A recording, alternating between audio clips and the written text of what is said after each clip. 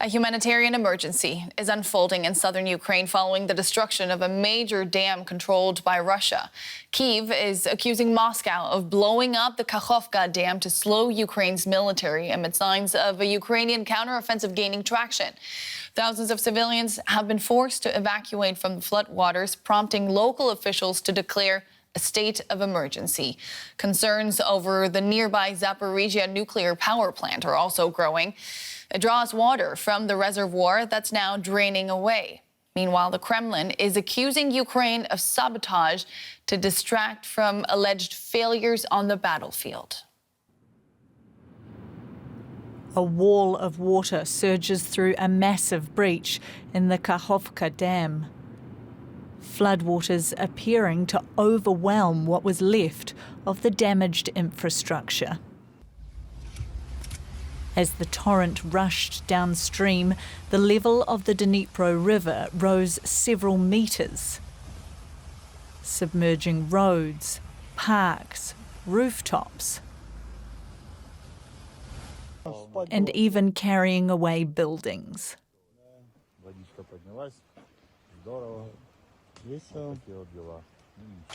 Hundreds of residents began evacuating. Ukrainian officials said up to 80 towns and villages were at risk of flooding. Evacuation of people to safe areas has begun. All services are working. Emergency service, police, military, all are together. I urge you to take documents and essentials and wait for evacuation buses. Also, I am addressing the residents of the left bank. Please do everything possible to save your lives and leave the insecure place at once. As the water continued to breach the river's banks, more people prepared to flee. What am I going to do? I need to take my animals with me and go visit my relatives upstream. Much of the affected area in southern Ukraine is under Russian control. The Russian-installed head of the Kherson region shared this footage of a flooded town centre. The dam reservoir provides cooling water for the Zaporizhzhia power plant, but the UN's nuclear watchdog said it saw no immediate nuclear safety risk. The damage to the Nova Kakhovka dam is currently leading to about 5 centimeters per hour reduction in the height of the reservoir. The team continues to monitor this rate and all other matters on the site. Ukrainian authorities have previously warned that the dam's failure could unleash 18 billion cubic metres of water, creating not only a humanitarian disaster, but an ecological one too.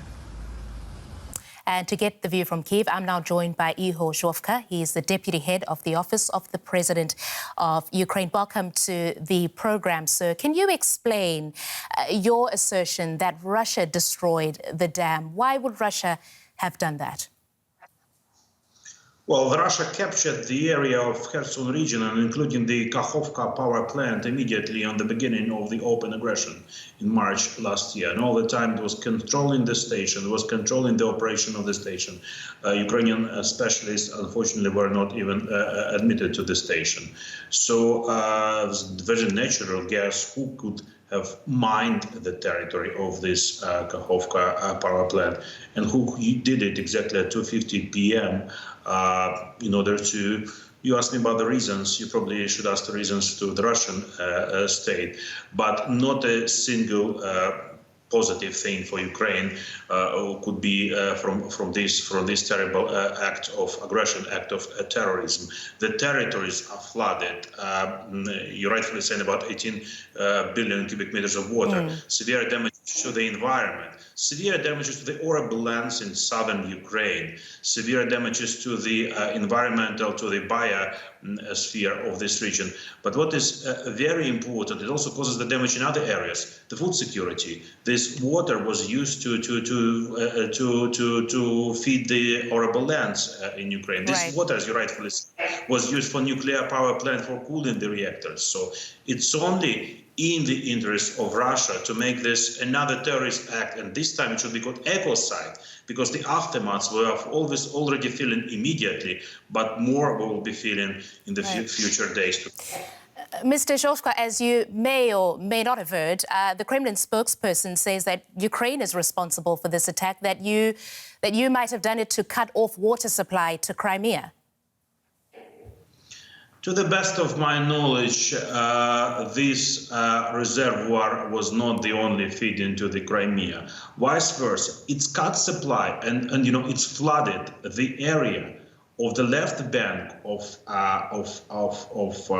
Kherson Oblast, which is still controlled by Russian Federation. So how cynical the act is, you ruin the lives of people whom you are coming to liberate, as you claimed at the beginning of open aggression. But for us, all those people, all these areas are Ukrainian people and Ukrainian areas. We started the rescue and evacuation operation on the areas controlled by Ukrainian armed forces and by Ukrainian power. What is going on now on the territories which are not under control of Ukraine? Unfortunately, one could only guess. Will this the destruction of this dam, Mr. Zhovka, would it in any way affect your military strategy on the ground? Probably it was one of the reasons. You asked me in the beginning of the interview what were the reasons. Probably it could have been one of the reasons, you know, to distract our attention from what is planned. And I will answer you like this: not a single, you know, point of the plan which was planned, not a single point of our counteroffensive will be distracted. Ukraine will definitely do what it plans. We will make a counteroffensive and definitely liberate all the areas of Ukraine. I want to quote you the words of Russia's defense minister, who today said that your attempts as Ukraine to launch or start the counteroffensive have been thwarted over the past 3 days. Could you just give us your side from Kyiv? Is that true? I will not comment the Russian narratives and fakes. Let me get to the Russian narratives that they capture Ukraine throughout the first 3 or 5 days of their invasion. So I will stop on this. Fair enough, Mr. Zhovka. I want to bring us back to the breach of this dam. How is that situation affecting or potentially going to affect the Zaporizhzhia nuclear power plant? From what we hear from our technical specialists, it will not have an immediate effect because, yes, this reservoir was part of the cooling system of the Zaporizhzhia nuclear power plant. But you see this here up to the international institutions, including IAEA, to control the situation. They are claiming that they're having a strict control over the situation, what is going on the Zaporizhzhia nuclear power plant. So we welcome the initiatives and their efforts to immediately control the situation, to immediately get hold of the situation. But, well, ideal thing in order to control the Zaporizhzhia nuclear power plant would be immediate withdrawal of all the Russian troops from the territory of the plant. It's only the Russian troops who are either planning something, like they might be planning on the Zaporizhzhia nuclear power plant, or doing already something that they did in Kakhovka power plant. Mr. Zhovka, are you able to prevent future attacks on infrastructure like this? Because this is not the first time we're seeing an attack on critical infrastructure such as this dam. Well, you saw when it is being, plotted on the occupied territory, which is not controlled by Ukrainian armed forces, like it was plotted and planned today, well, long before. Obviously, it's very difficult to do this. But the more equipment, the more weaponry, the more support from the Western states we are getting, the more powerful we'll be to start the counteroffensive and to liberate the areas, all the areas of Ukraine. The only way to fully predict those terrorist acts of Russian Federation is to fully withdraw the Russian troops from the territory of Ukraine. All right, and that is the view from Kyiv this evening. Thank you to Mr. Ihor Zhovka, Deputy Head of Office of the President of Ukraine. We appreciate your time, sir. Thank you. The United Nations Security Council is set to hold an emergency session just an hour from now to discuss the dam's destruction. UN Secretary General Antonio Guterres has called the breach a monumental humanitarian economic and environmental catastrophe. Western leaders have been echoing those words while placing responsibility at Moscow's door. Hours after the destruction at Kakhovka Dam, Germany's Chancellor was taking part in a public forum on local television. When asked about the damage in southern Ukraine, he did not hesitate when it came to laying blame. This is something that fits in with many of the crimes we have seen committed by Russian soldiers in Ukraine, and is part of a warfare that attacks civilian targets. Towns, villages, hospitals, schools, infrastructure, which in the first place would not be military targets. And therefore, this is something that has a new dimension, but also fits into the way Russian President Vladimir Putin is waging this war. But Moscow accuses Kyiv of sabotage, the defense minister claiming Ukraine blew up the dam to prevent a Russian offensive along the front line. The Kyiv regime committed another terrorist crime.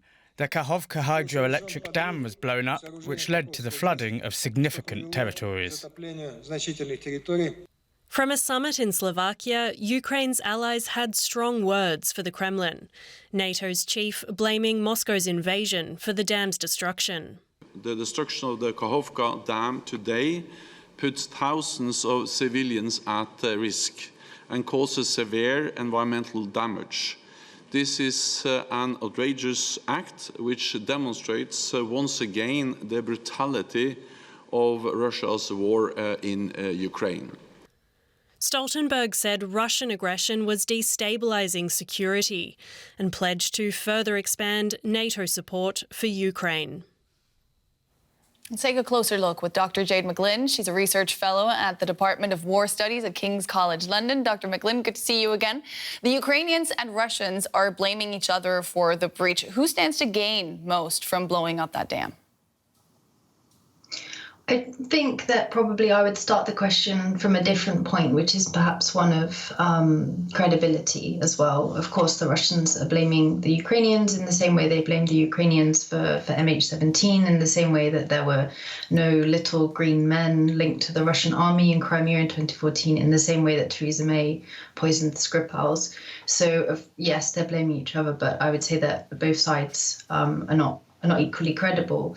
In terms of who stands the most to gain, there are a lot of different ways to answer this question. It's also the question that's the top headline on Komsomolskaya Pravda, which is a very popular Russian tabloid newspaper, and there it sets out all the different reasons why Ukraine would have, why it would be in Ukraine's interest to do this. But ultimately, when you look at it, can it really be in Ukraine's interest to blow up a dam that not only, will put, thousands of lives at risk, but will also cost the country $1 trillion when it really does not have that money, and will pretty much, perhaps, hopefully not permanently, but at least temporarily destroy most of southern Ukraine as a form of arable land when their main export is grain. I mean, it seems it does stretch credulity that it could be in any way in Ukraine's benefit. Yeah, and those who stand to lose most are, once again, the civilians caught up in the middle of it all. What can you tell us about efforts to rescue people on both sides of the Dnieper River? Mm-hmm. So there are a lot of conflicting reports relating to the Russian side. There have been some reports that Russians aren't letting civilians out. However, other people from other cities or towns, rather, are saying that that's not the case and that they are being able to leave and they are being evacuated. So the situation there is a little bit unclear. On the Ukrainian side, what I mean by that is I was just referring to the area that's controlled by Russian troops, that's temporarily occupied by Russian troops. On the side that Ukraine has already liberated, it's disastrous, and for lots of reasons, there has not been the same level of international support that perhaps one would normally expect if we think back to floods in the Balkans, etc. But Ukrainians once again have sort of shown the horizontal ties that exist among them, and the sort of the way that there's, very strong civil society. They're very much helping each other out, helping to save each other's cats and dogs, opening their homes. So it's, I suppose, a slightly hopeful story on a pretty depressing day. What are the military implications? Because the Dnipro River was a front line. Is it still? Yes. I mean, I'm not a military specialist, but of course, it is still a front line. I mean, in Kherson, in particular, it's the Russians are in control of the left bank, and the Ukrainians have the right bank. And one of the suggestions that's been put forward, again, I wouldn't be in a position to assess the accuracy of this, but one of the suggestions that's been put forward by many people is that this was part of sort of the Russian reaction to the counteroffensive, to just sort of destroy it so that it would be much more difficult for Ukrainians to be able to cross. Zooming out a bit, where does the counteroffensive stand at this point? It's very hard to know. I think there's a lot of scoping operations, but arguably we've been having scoping operations now in terms of, I suppose, probing attacks for quite a few weeks. Certainly the Russian side claim that the counteroffensive has already begun, and that, Shoigu, for example, the Minister of Defense, has claimed that he's been able to the Russians have been able to easily put this down. However, I think that seems unlikely, or at the very least premature, given that we already know Ukrainians are taking positions sort of in the heights around Bakhmut and already retaking areas there. So I think, as ever with this sort of much anticipated, but in some ways much dreaded counteroffensive because of how many lives will be lost, it's too early to tell. Thank you. That was Dr. Jade McGlynn from King's College London. Always great speaking to you. And you. Kit Miyamoto is one of the world's leading experts on disaster resiliency engineering and the CEO of Miyamoto International. He joins us tonight from Los Angeles in California. Welcome back to DW, Mr. Miyamoto. Now, this was a massive structure. What does it take to make it collapse? Well, I was just talking to our team in Ukraine just recently, just now, and it's just mass scale. It's going to affect about 70 settlements, and water height of some cases of 4.8 meter, and it will affect the wide scale area. And there's also simultaneously an environmental disaster. There's about somewhere between 150 to 300 metric ton of the oil would be exposed from this too. So it's a huge deal. And it takes a lot of explosive to destruct a dam like that. Just no question about it. And that's a discharge at the dam. Mm-hmm. Let's talk about the human toll, because the affected area is home to some 40,000 residents. We don't know of any casualties as of yet. What will be the consequences for the people up and downstream? Well, essentially, it's going to affect obviously the water resources, drinking water. That's going to be one big deal. And also that area has been basically unstable area, being bombed by the Russian forces on daily basis. And we are in the area to actually to reconstruct the houses and the schools. And so I know what people are facing every day. Now on top of this is just incredible disaster for them, But people don't give up though. That's one thing I do know about Ukrainians. They don't. It's just incredible things throw at them, but they keep at it. Mm-hmm. You have dealt with similar situations, mostly earthquakes, though the Ukrainian president has accused Russia of committing an act of ecocide here. The water might be contaminated. There might be mines in the water. How much of a disaster is this for the wildlife and ecosystems in the region? Gigantic. As I said, at almost 100 metric ton of oil will be exposed to this too, And also its previous located landmines, those will be basically floating in some different places. We have no idea what's going to be like that. So it's a human toll and ecological toll is just something you can even imagine, this is one of the largest dams in the area. And it's just such a tragic things going on. And obviously this dam, this destruction is the whole thing that to slow down the Ukrainian offense. That's the whole purpose of it. And it's such a tragic for the people there. Yeah, just to put it into perspective for our viewers, the reservoir behind this dam was about as big as the Great Salt Lake in Utah. Yeah. How long will it be until the water clears? It will take usually 7 to 14 days for this mass scale to actually, it's going to be drained out to the Black Sea eventually to the leveled out. But aftermath is going to be just a huge effort to just, restore to even what was there before. And in the meantime, people suffer for drinking waters and stuff like that. But it definitely I know there's some certain accusation about who's done this and who's not. But it's, again, this is a Russia-occupied area, controlled area. And that's the whole thing is that breaches come from. What will be the top priority in mitigating the damage caused? Of course, the people affected need to be tended to, they need to be evacuated, but on the ground, once the water clears, to you as an expert, where would you start? How do we proceed from here to make this area habitable again? So we've been doing in Ukraine is essentially we have engineers on the ground, Ukrainian engineers and architects, and they survey the damages. So we've been surveying damages caused by the explosive and the bombing and stuff like that, right? Now that effort is now distracted, just get into the modest damage caused by flood. So damage assessment should take usually for this nature about 1 month or 2 months or so, somewhere there.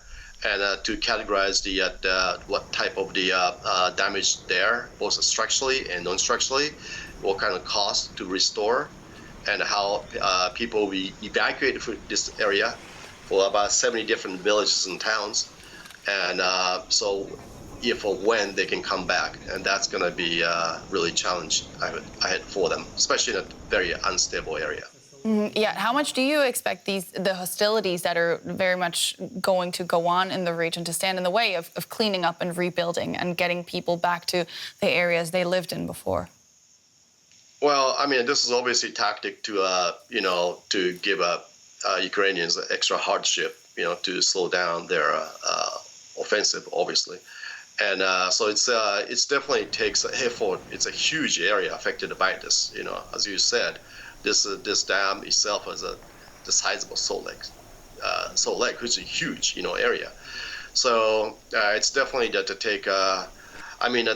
Essentially restore this kind of nature. It takes at least a year to basically just restore the settlement itself, But dam reconstruction itself takes years.